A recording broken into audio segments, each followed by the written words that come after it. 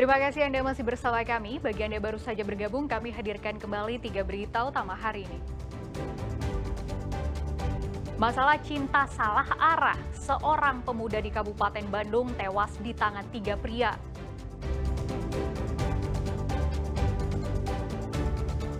Otak jaringan sindikat internasional penjualan bayi akhirnya bisa ditangkap. Pelaku ditangkap di Bandara Soekarno-Hatta, Tangerang, Banten. Dijanjikan puing dan tanah uruk, yang datang justru limbah beracun dan berbahaya yang menyesakkan napas warga sekitar.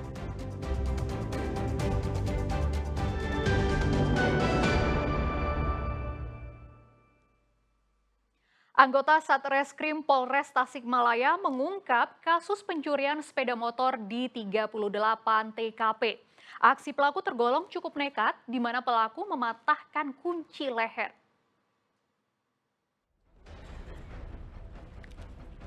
Dengan menggunakan baju tahanan, para pelaku pencurian kendaraan bermotor ini digiring ke Mapolres Tasikmalaya. Satu pelaku bahkan harus berjalan pincang usai menerima hadiah timah panas karena sempat berusaha kabur. Komplotan curanmor yang menamakan diri komplotan Gun-Gun ditangkap jajaran Satreskrim Polres Tasikmalaya Kota usai polisi mengintai salah satu pelaku. Dari pengintaian itulah polisi akhirnya menangkap 3 pelaku dan 1 penadah. Para pelaku masing-masing bernama Gun-Gun, Dedi Juandi, Dedi Ruspendi, dan penadahnya adalah Yusep. Setiap kali beraksi, motor curian diserahkan ke Yusep agar motor tidak dikenali. Motor kemudian dijual ke daerah Garut Selatan. Jika selama ini pelaku pencurian beraksi dengan menggunakan kunci letter T atau kunci astak, kini pelaku melancarkan aksinya dengan mematahkan kunci leher. Aksi para pelaku dilakukan di 38 TKP. Komplotan mereka ini beroperasi mulai Agustus tahun 2024 sampai sekarang. Alasan mereka melakukan pencurian kendaraan bermotor adalah untuk ekonomi. Mereka kebetulan semuanya tidak memiliki pekerjaan atau mata pencaharian tetap, sehingga mereka melakukan kejahatan curanmor.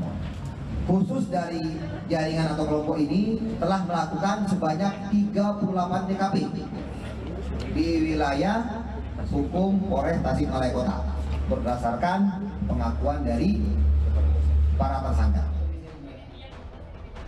Salah satu korban merasa senang karena motor yang hilang dicuri kini kembali ke tangannya. Sebelumnya motornya hilang saat diparkirkan di garasi rumahnya. Saya pulang kerja, pulang ngojek kan di rumah, terus diparkirin. Kan biasanya saya jam 3 saya kerja lagi, ngojek lagi. Nah jadi si motor jarang dimasukin. Oh, di garasi tapi iya. Oh. Seneng ini ketemu Kang? Seneng banget. Selama ini kalau ngojek pakai motor siapa Kang? Cicil lagi Pak. Isi lagi. Kini polisi masih menyelidiki jaringan curanmor ini dan masih mencari motor curian lainnya yang masih disembunyikan pelaku. Eko Siabudi melaporkan dari Tasikmalaya. Polisi mengungkap pengedar narkoba di lingkungan geng motor di Cimahi, Jawa Barat. Selain geng motor, pelaku juga mengedarkan tembakau sintetis ke kalangan mahasiswa. Mau dihitung BB-nya? Siapa? Aparat kepolisian Kota Cimahi menggeledah sebuah rumah kontrakan kawasan Cihanjuang, Kota Cimahi. Dari dalam kontrakan, satu orang pria berinisial GS yang merupakan DPO kasus narkoba berhasil diciduk. Dari tangan tersangka, 37 bungkus paket kecil tembakau sintetis siap edar ditemukan petugas. Polisi sudah lama mengincar tersangka karena selalu berpindah-pindah tempat.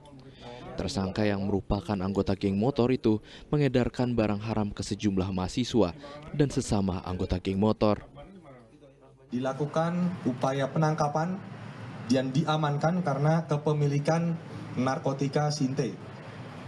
Kemudian tersangka juga aktif di salah satu keanggotaan geng motor yang ada, yang mana bisa dilihat dari beberapa atribut yang dimiliki, baik jaket, kemudian brevet, gelang maupun kartu anggota. Sampai saat ini masih dilakukan upaya untuk pengembangan dan pendalaman terkait dengan masalah kepemilikan barang-barang narkotika tersebut dan penjualan peredarannya itu dari informasi hasil full bucket yang didapat kurang lebih berjalan selama 3 bulan. Tak berhenti di tersangka GS, kini polisi memburu pemasok narkoba tersebut. Atas perbuatannya, pria 23 tahun itu dijerat Undang-Undang Narkotika dengan ancaman hukuman 20 tahun penjara. Muhammad Abbas melaporkan dari kota Cimahi. Aksi pengeroyokan menyebabkan seorang pemuda tewas di Kabupaten Bandung. Peristiwa yang dilatar belakangi api cemburu ini terekam kamera pengawas.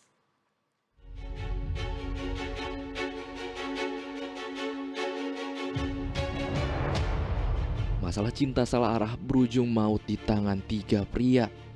Aksi pengeroyokan terhadap seorang pria ini terjadi di Jalan Lasui, kawasan Bale Endah, Kabupaten Bandung. Usai memukuli hingga menendang, para pelaku yang berjumlah lebih dari 3 orang langsung kabur. Peristiwa yang terjadi pada 8 Juli lalu itu beredar luas di media sosial.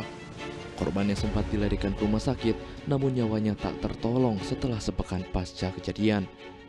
Polisi mengidentifikasi korban bernama Agus Pangestu berusia 22 tahun.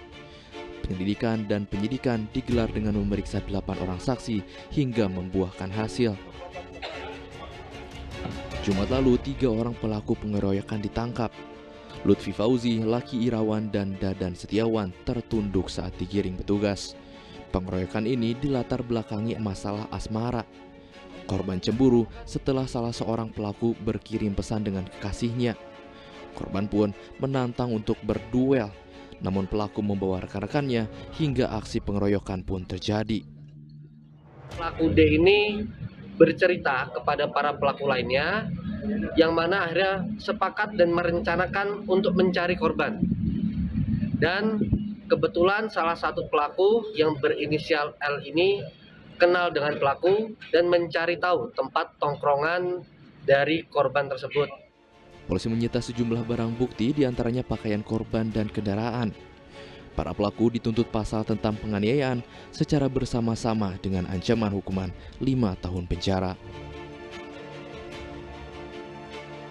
Muhammad Abbas melaporkan dari Kabupaten Bandung. 5 orang dalam satu keluarga di Tasikmalaya dilarikan ke rumah sakit dengan kondisi bersimbah darah. Mereka alami luka parah usai dibacok oleh seorang pria.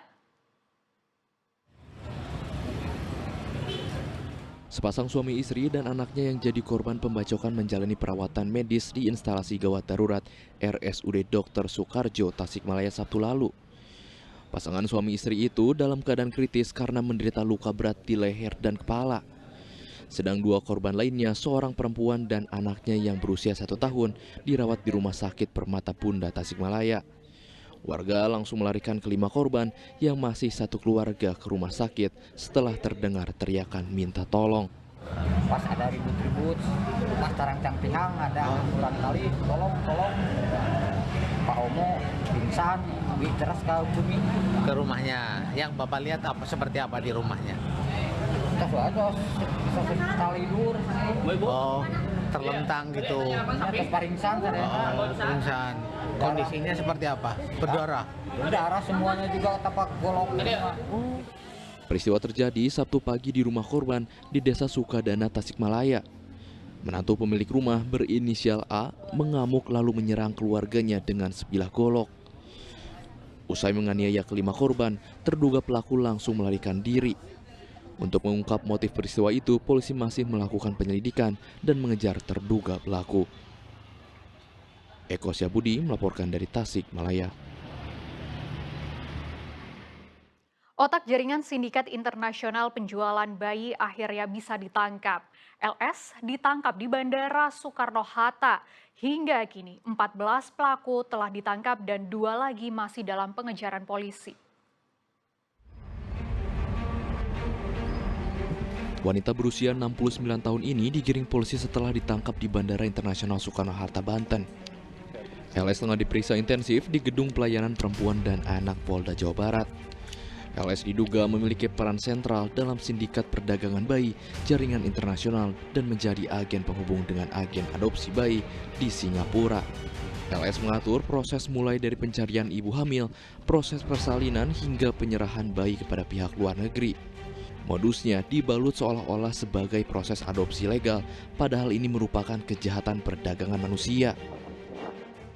Perannya dia juga di agensi besar ya, agensi di Indonesia yang berhubungan dengan agensi pengadopsi di Singapura.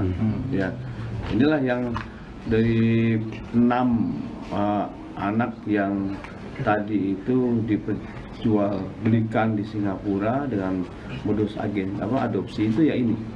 Ya, penghubungnya. Nanti ada satu lagi AH yang dia membantu untuk membuatkan identitas ya, paspor ya, KTP terkait dengan orang tua pura-pura yang Indonesia ini yang dibuat anak itu kemudian menyambungkan dengan orang tua yang di Singapura. Hingga saat ini 14 pelaku telah ditangkap. Polisi masih memburu 2 pelaku lain dalam kasus sindikat internasional perdagangan bayi, yaitu Wiwit dan Yuyun Yuningsih.